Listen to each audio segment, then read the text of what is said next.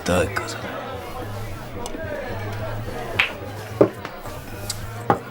Helvettikö ei oo jätkää näkynyt missään muussa kuin näissä saatana tyhmissä postikortteissa. Tää on nyt tällaista.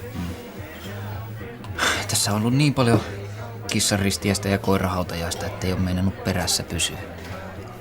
Roosberg järkännyt niin paljon bisnestä, että hyvä kun kerkeää hampaita harjaamaan. Hyppytorniakaan nähnyt muuta kuin unissa, niin voi helkkari!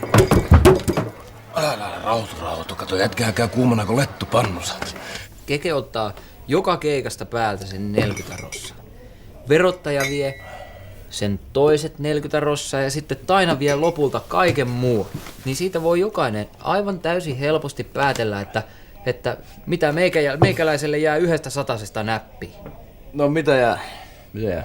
No eihän se ole perhana kuin jotain 700–600 loppujen lopuksi.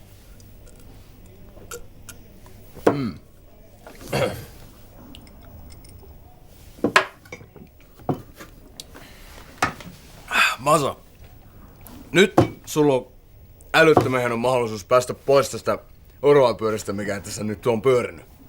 Ja ensinnäkin, sä lopetat sen PR-homman nyt tähän paikkaan näin.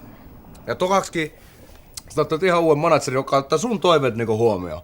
Että sä on mikään tommonen kone. Että sä oot niinku ihminen, herkkä ihminen, taiteilija silloin sä oot. Eikö niin? Niin.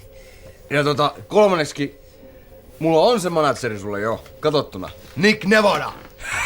Ei mitään ulkomailla, en mä puhu englantia. Ei, kato.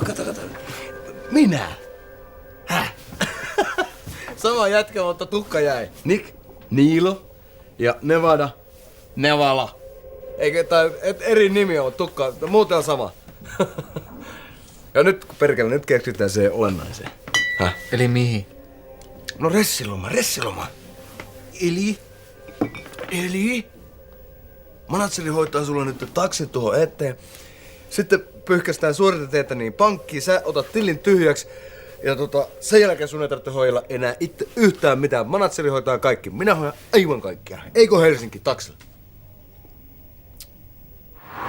Kyllä mä en tiedä mitä vailla sä oot.